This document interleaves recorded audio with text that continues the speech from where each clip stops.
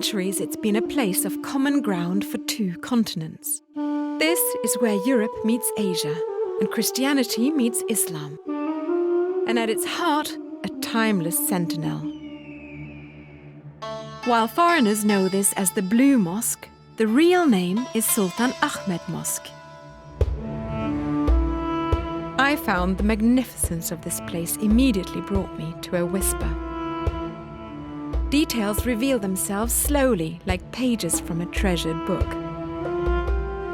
And because this is an active mosque, it offers a fascinating window into a culture few Westerners know well. Look closely. You'll notice how the intricate pattern in the carpet doubles as a guide, helping the faithful align with others for prayer. How worshippers wash 3 times, known as ablution, before entering. And how once inside, there is absolute focus.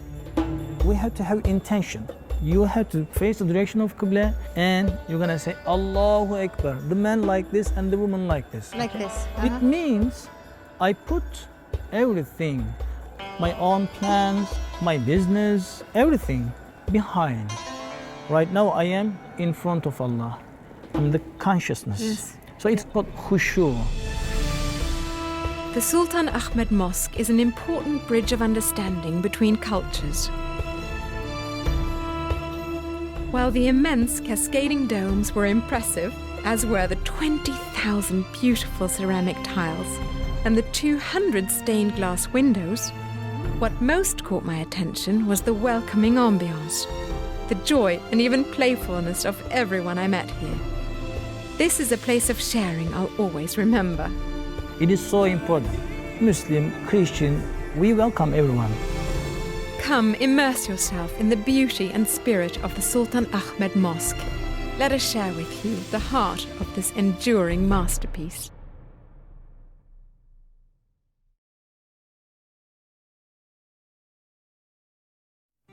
Istanbul is the ultimate enigma.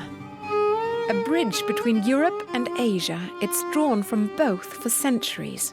A fascinating tapestry perfect for exploration. Istanbul is a city where West meets East, Europe meets Asia, and Christianity meets Islam. Hagia Sophia is a stunning example. It was first a Byzantine church and visited by the Vikings, then became a mosque, and now is a museum. The Sultan Ahmed Mosque, also known as the Blue Mosque, is an architectural masterpiece. Its intricate detailing will catch your eye, while the welcoming atmosphere delights your spirit. One thing you really won't want to miss is the hammam. A spa-like experience popularized by the Ottomans in the 15th century, it's one of my very favorite ways to unwind. Or you can head underground to the Basilica Cistern. Its columns are legendary, and one is completely unique. Known as the Column of Tears, it's said to bring good fortune. If you put your thumb into this hole and manage to complete a 360-degree spin of your hand, your wish is granted. An experience unlike anything else I've witnessed is the Sema ritual. This is the Sufi Mevlevi order, also known as the Whirling Dervishes. And what appears to be a dance is anything but. Every action and breath is intended to honor the Creator, as the participants rotate in a trance-like state.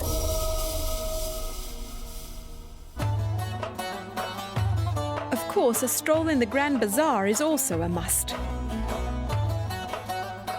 And the souk will entice you with its colors and fragrances. When you're hungry, head for Ortaköy for a real treat, a stuffed potato called kumpir. Throughout Istanbul, you'll find plenty of opportunities to tempt your taste buds. When you're out on the water, be sure to check out the stunning views. The wealth and diversity of the architecture lining these shores is astonishing. And there's more fascinating architecture at the original terminal for the Orient Express. Nights are fascinating too. Step out and dine like a local, sampling meze, the Turkish tapas, fazıl music, and a glass of reki. Istanbul is a beautiful mosaic of cultures and traditions. Join us on our maiden voyage in 2015.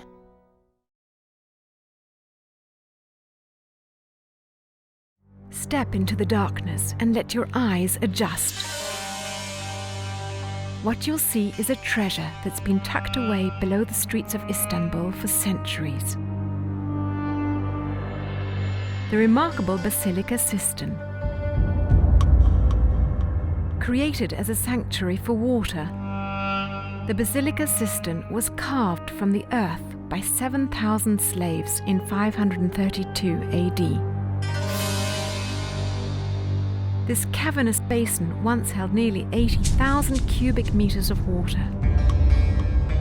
When the water disappeared, 2 stone sculptures of Medusa were revealed, the hair alive with venomous snakes.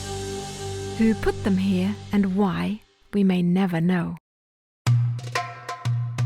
But there's another treasure beckoning from the Basilica Sistine's shadowy depths.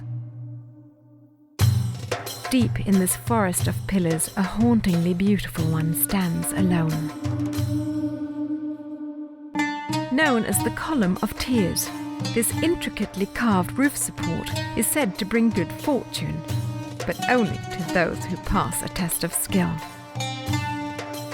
If you put your thumb into this hole and manage to complete a 360-degree spin of your hand, your wish is granted. The Basilica Sistine is a fascinating part of Istanbul history. It's an intriguing masterpiece, especially considering its creators believed that once finished, it would be flooded with water and never seen again. Istanbul is rich in cultural treasures. I hope you'll go out and explore more of this vibrant city.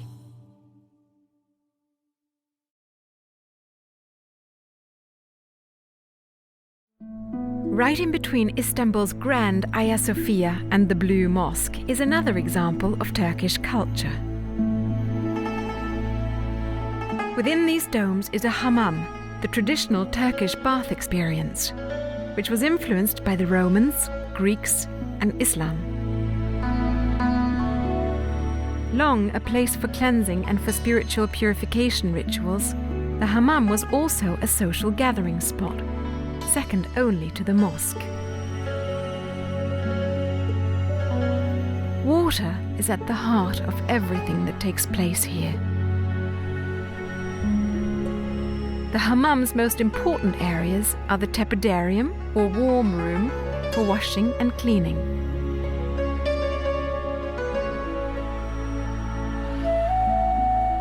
And then the spacious caldarium, or hot room, with its heated gobektazi, or central pedestal, where an immense amount of pampering takes place. Enjoy just a few moments here and it becomes abundantly clear why the hammam became a fixture throughout the vast Ottoman Empire after its introduction in the 15th century.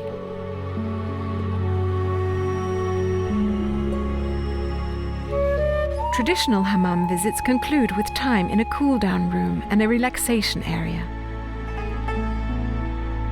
The hammam is an exquisite part of Turkish culture. I hope you'll go out and explore more of Istanbul's many cultural treasures.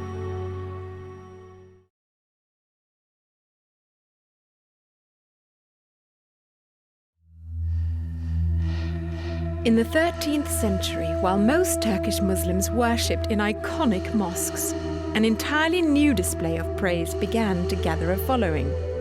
Known as the Sema ritual, it was the vision of Sufi master Rumi. The purpose to honor Allah and chronicle the spiritual path man must take on the journey to enlightenment.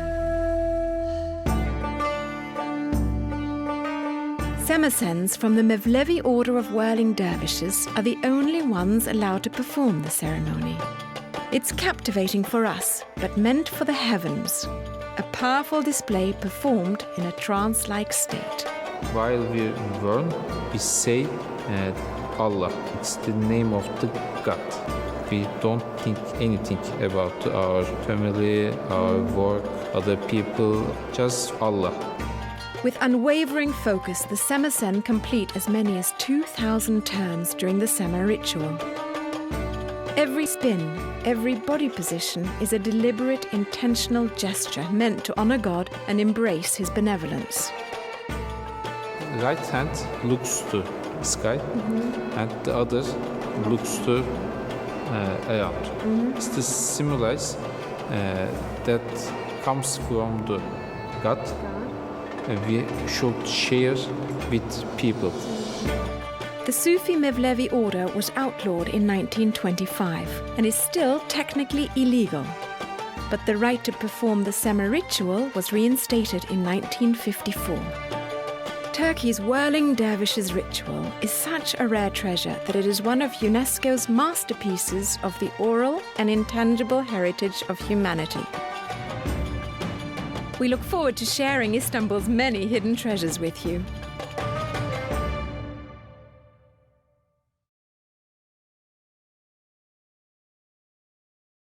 Istanbul is a cultural paradise. Among its many treasures are the beautiful, intricately made carpets and kilims. Learning about them is fun, a process that always begins with chai, Turkish sweet black tea, as I discovered with my friend Julia. First up were the traditional pile-woven carpets. All made by hand. It's a nomadic tribal carpet coming from center part of Turkey.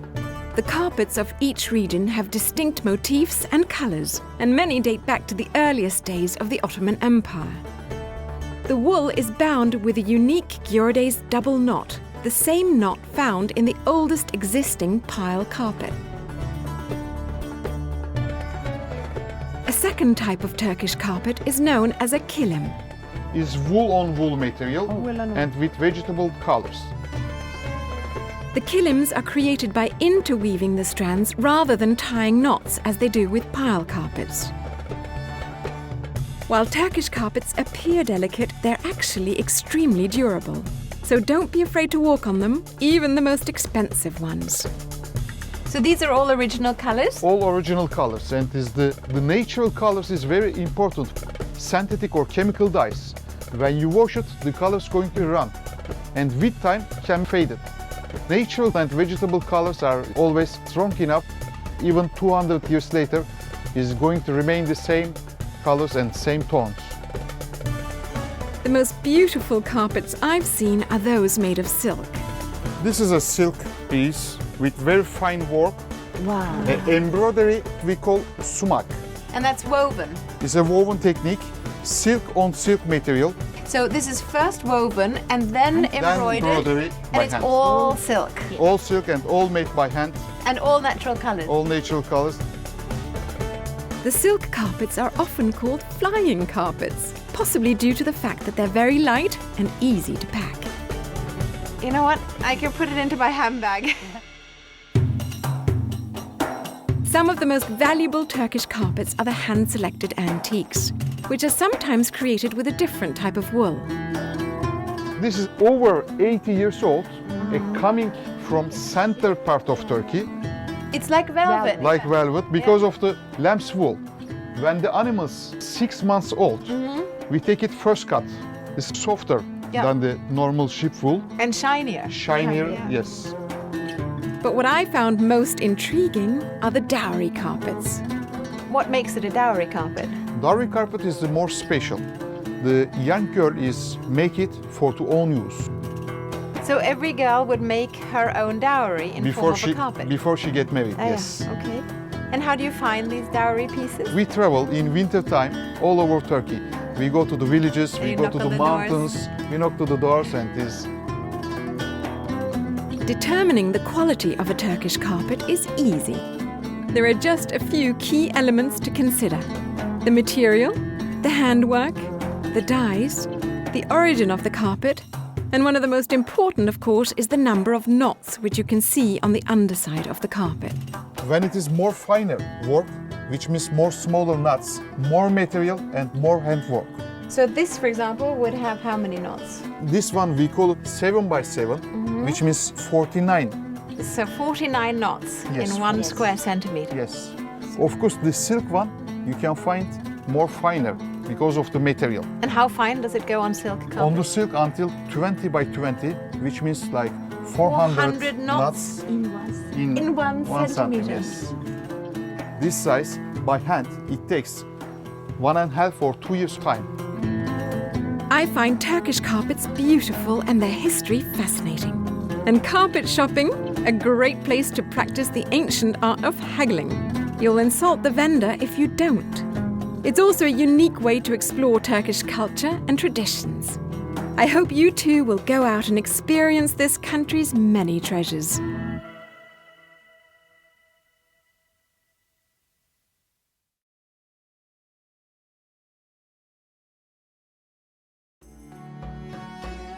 Coffee found its way to Istanbul in the 16th century.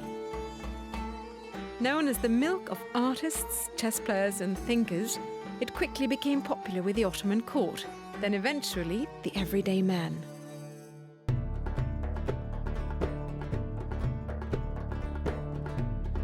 Today, Turkish coffee retains its appeal thanks to a unique brewing method that produces a thick, syrupy consistency.